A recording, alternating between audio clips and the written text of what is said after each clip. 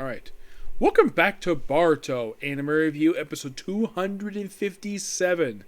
This I'm reviewing the brand new episode for the series, episode 257 of Boruto Naruto Next Generation, plus the newest chapter of the manga, chapter 77. Now here's the thing. This episode adapts from the current arc that's currently being produced right now. Now, this episode does finish adapting to 55, which is most of the chapter already. And in the case of chapter 56, it did pretty much the whole thing of it. 57, it adapted for the first 10 pages, actually first 7 pages, and it went straight to and it skipped straight to 18, and went kind of toward the very end. And it also adapted the first 2 pages of chapter 60. As a matter of fact, to start this episode off, we start with chapter 60. And the way this episode adapts it is they have 2 chapters that become concurrently of each other. Because we start out the episode with Shikamaru being informed by Sai about claw marks outside the village. Now, this action in chapter 60, it is quite interesting. We put this before the events of what happened in these chapters, but who knows what the reason for this was. So, and of course, Kamaki is brought out. Of course, he identifies effective spawn to code, and a lot of the dialogue. Now, there's dialogue related to code in the manga that Amando spits out, which of course they give all that dialogue to Kawaki in the episode. Amando actually appears for one scene the whole episode, and that's it. It's basically a little information about code. Then meanwhile, though, code is walking through snow, which is basically for the manga. This is from chapter 55. The stuff from this chapter here, the whole him, basically, this whole scene with him in the snow in the facility, that's all from chapter 55, and a little bit 56, and a good chunk of 57. That's all where that's from. So, let's focus on Code. We'll go back to Boruto and Kawaki, because that's basically the other half of this equation. So, we have Code, where he just walks up to the facility run by Baro. Even that for the Baro is a big, bulky guy. Who Kawaki killed in his debut story arc. Yep, his debut story arc, he killed off this character. And of course, also Code mentions these guys. Hey, I'm acquainted to this. I'm here looking for something. Mentioned about her. They ends up fighting the guards, killing one stabbing the other one, basically, and then of course the other guy is killed. And it starts a fight with another guy who seems like he's the show's version of Bane, given how much steroids the guy gives himself. And eventually, he gets inside, and he just walks right inside, past doors, no problem. What, they run out of guards, 5 people? Yes, this is all the same thing in the manga too. And then he just runs into the anime. Well, this is, of course, we see the anime debut of the character Bug. Bug is simply portrayed pretty much the same as it is in the manga. There's really no change for him. So they ask about Ida. Now here's the thing. I've seen 2 different spellings of this woman's name. I've heard it's spelled E-I-D-A, or it's spelled A-D-A. Ada or Ida. So they go basically to find her, and she's in this tank. Now it's revealed in this episode that Jagen found out about these particular type of cyborgs that were created by Amano in order to be destroyed, but Baro secretly kept them secret. Now, Code had found out about these particular cyborgs.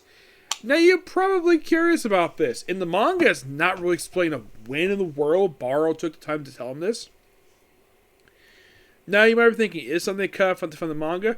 No, this is basically the same as the manga, because the viewer does not know when in the world did Baro tell Code about this. And of course, he wants to talk to Ida about get some information on her. And of course, we have Bug trying to explain this stuff, and of course, Code getting bored and slices out the machine, allows her to walk out, and we see now in the manga it's smoke and boom. The anime does an absolute great job showing off Ida's debut, and a lot of this is basically shown. A lot of the stuff with her is done with basically is sort of like a post-credit scene, because they had the stuff with Boruto and Kawaki go on so long that they automatically rolled the credits. Oh, by the way, this also is the first episode, probably in a while, to not feature an ending title sequence. Though it's also the first episode in a while to have a cold opening. It's been a little bit, not very long. I think it's been like 2 or 3 episodes we had this. So basically, Ida comes out, and of course they show off her legs, her hair. Like, great job with the debut here. She walks, of course, you see a claw mark on her chest. Yes, Code did that to her so he can get her attention. Then he just sticks his finger through his hand, and somebody gets transported to her and tells her to stop, and he wants to talk to her. And that's the whole thing with them. Now, if one can tell from that particular scene, it is spot on for the manga. And I do mean spot on. By the way, the scene that features Armando, it's presented the same scene as the manga, except they changed the dialogue. And they switched who he was talking to, because in the manga, he was talking to Naruto. In the anime, he's talking to Shikamaru. It's kind of weird how they basically, so... Then we have Kawaki and Boruto discussing about using Code as a vessel for the karma stuff. And that's it. That's literally the whole thing with them. And then we have this anime original scene. Yes. See, Naruto only appeared very briefly in the stuff they adapted. In the anime, you have a full scene with him with Shikamaru and Sai in his office, which this whole scene itself is complete anime original. And by the way, Naruto has a lot of paperwork on his desk that he still has not got done yet. I'm like, Naruto, you have Sharingan Jutsu. You do know this, and you apparently don't use it to basically do your own paperwork. Yeah, so... because there's like stacks of papers all over the place. Now, when Kakashi was in charge, when he used this very office, what the paper said where? Nope. Tsunade. What happened with Tsunade? Nope. And of course, they do mention in this episode, this is something that's complete anime original, where they compare Code's claw marks to Naruto's father's little kunai thing when he was part of his yellow flash. It's very similar to that. Which, yeah, I think from the anime perspective, they were actually pretty correct on that part. The manga did make that connection. That was a connection made specifically for the anime. I do enjoy this scene. Of course, they mentioned Sasuke in the scene. Now you might be curious though, is Sasuke in the chapters that he meant out for this episode? No, he isn't. As a matter of fact, he's not in the actual arc itself. He's completely absent. By the way, the first time we see Code is not doing snow. I forgot to mention this. The first time we see him is just before the claw mark's shown at the beginning of the episode. He's talking to Ishin, who's jogging the little thing that Jogging was host to. And this whole sequence is pulled directly from chapter 55. And then it leads to the claw marks and then Code traveling to snow. Forgot to mention that there. So, and of course, we're up with guards on Sasuke, Naruto, Armando, Boruto, Kawaki. The next whole thing with Kawaki, not Kawaki, with Armando. Now, in the case of Boruto, the whole thing with him is that he's sitting on top of his father's statue on the Hokage mount, which in the manga he did do this. But the anime added in where he has those pills that Armando gave him way a long time prior to this one. Yep. Now, the whole purpose of this stuff is to basically suppress his, the Momoshiki. And, the whole thing with the pills, that part was actually also anime original. They got an absolute great episode. And I can't wait for next episode airing, next. Alright. Next up is Chapter 77. Chime Jolly, and this is a very important chapter. I will get to the reason for that. First, we have this cover image of Kawaki. Oh, speaking of cover images, Ida's appearance is manga accurate. Heck, they even got the coloring right for her. I was kind of shocked the fact they got her coloring right. Yeah.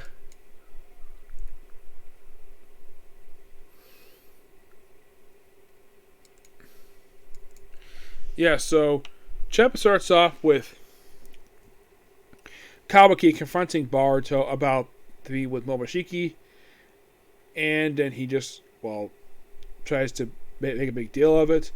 Then he just decided to leave after telling this Abby told story about by Shikamaru. is a minor errand. Oh, don't worry. That minor errand is big. So, of course, I can't take it because chocolate disappeared. And Misuke is like, I can't detect him. And of course, Ida comes out like, don't look at her. Which I slack and not attractive. Boruto, Kawaki wastes his presence. Look around. Can't pinpoint his location. Ida's left too. Hey, don't look, Momoshiki. You'll be seduced again. Yep. Like, I got me thinking, it's a part mission. What's the big deal? It's not a child. Let's go, girls, huh? Hold it right there. Where do you think you're going? You don't have permission to go out. Get back inside. No thanks. Alright, you could you not owe me around? What? I don't care to butt heads, but if you try to block me from doing what I want, I won't play nice. You hear that, Chikamaru? Orders? It can't be helped. Let her do what she wants for now. Just don't let your eyes off her assignment. Have Sadara and Susumu go with you and Ida. We'll pursue Kawaki. Fine. Yep. And then we see Bug. Yes, Bug. Because this is, of course, point in time we separated from... We still code. Not Ida anymore, so... He's just drinking with Piece of Ten Tails. Code is here briefly. And of course, mention about... and Ida gives an explanation about the claw marks. And it's like, ooh, this is so cute. Because Ida is shopping. Yes, she's freaking shopping. Oh my gosh, seriously. It is so funny, the fact that she's shopping. Yes. It's like, okay, fine. Doug Rowlett, we'll cover your expenses. Could you focus on our conversation? Oh, you really look good at everything. Yeah. And of course, you have Boruto have Demon right out of Boruto, like piggyback, like right on his shoulders, like about fighters. And he runs outside and he runs to Himawari. Yes, Himawari. Oh, what are you doing? Himawari? Big bro, let go of her. You're Boruto's little sister. Sorry, Hima. You out shopping? Yeah, the usual bread and black tea, the one mom likes. You got a mission. Depends how it looks. Let's go back, Demon. Of course, he tries to attack her. And of course, basically, she closes her eyes. And of course, it's like, you didn't dodge it. Now, this is some dialogue that kind of contradicts the show a little bit. What are you talking about? What's wrong with you, Demon? My sister didn't show me or anything. Fight. Yeah, she does. For real? Just seem weak close up. But then, with intensity. How far is now? Despite how she looks, she can get pretty scary when she snaps. You shouldn't go mess with... Wait a second, don't you think it was, huh? No way. Big bro would never prove you here. Over here. Huh? What do you think about, huh? And then we have the big moment. Yes. Starting from page 26. This is where big things happen. We have Naruto at home with Hinata. Like, you just need glasses. You think a big plate? Sure. What is it? Nothing, just happy. Can we just at least eat together every day? Yeah, you mean with the real me, not the doppelganger? Yes. Here at Boruto and Kawaki join us. How long will it last, the co-mission? I'm not sure, probably for a while. And then Kawaki just randomly shows up in the Uzumaki house. How did you? Lookouts are incompetent as usual. Because they rely on solely detecting chakra. Should be obvious. Don't tell them I'm here. My mission. Take a seat. I want to talk to you. It'll be dinner time when Hima gets home. Why just say need to? Just sit down. It won't take long. And then, of course, we have the big stuff happening here. I know I say this a lot, but I'm grateful to you, truly. Like, thank you. It's like, they protect you. They should... No more problems are you? It's going to surprise me. The world's full of crap and jelly. Good people are you who die first. So there's only genetic piece of crap like the Kasi are running amok. Well, it's job of those ninjas dispose those badgers, right? No, ninja are simply those who die earlier. That's the extent of it. Like, I don't get what you're saying.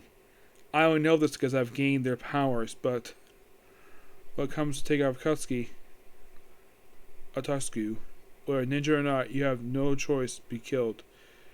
I don't want you to die, so I've decided. I've destroyed the Akatsuki. Every last one will use their own powers. Every last one. I came here to to properly procure, to follow proper procedure, because I shouldn't do this without telling you. Kawaki, you're saying, do you know what my first thought was when I found that Boruto was alive? That failed to take him down. He has sort of guilt that messed up surprised me. This time I swear. Then he gets smacked. Because he basically is telling Hinata he's going to kill Boruto again. Hinata, you're insane. No, do you see me say that? Should have seemed like you. Then again, you're right. Because only a crazy person would kill their own brother. Yeah, Hinata crying. Boruto's shocked. Don't understand. I'm calm. And thinking straight. Just stop it, please. And of course, Hinata is saying this. I reached a conclusion. There's no other way. Because you guys won't be able to. Because probably I'll do it. It means he'll hate me death for it. Kawaki, I won't let you. So I'm killing me before I get to Boruto as he do it. And then he activates a jutsu that imprisons Naruto and Hinata. Anything I ask to understand. Yes, he activates this.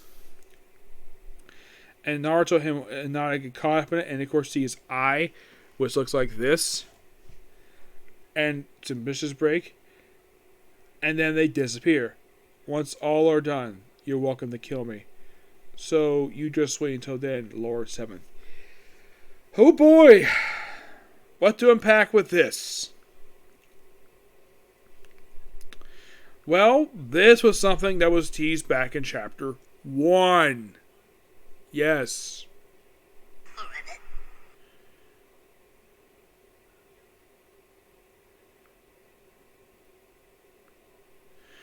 I am shocked the fact that they did this.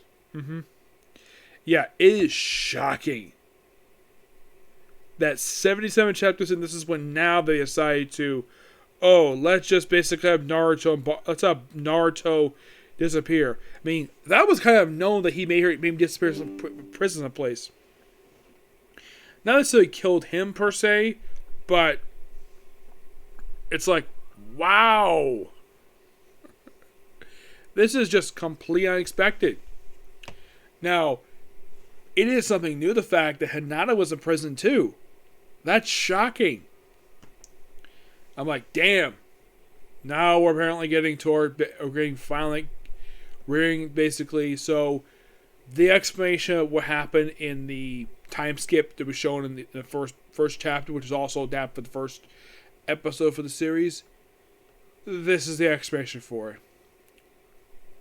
So we may be leading toward, basically I think this chapter might be leaning toward closing out this arc.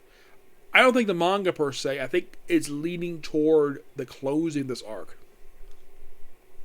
Because Naruto has disappeared along with Hinata. I'm sure Himawari is going to be very unhappy with him for this. Yes. So it looks like though Kawaki is going to kill Boruto. I mean, it was hinted that he may have killed Naruto back in when the series first started in that time skip. But now he's like, I'll send you where Naruto was. Lord 7 was saying. And apparently that the Hokage was damaged in the time skip. So, yeah, we're getting to that now. Why in the world it took so long, I have no idea. Yep. But yeah, that's particularly it, particular view. Next up is the Comic Corner. And then go straight to the very next episode, Boruto. And I'm hoping to get time to do Is It Wrong, Jump Girl's Dungeon. Okay, next video. Bye.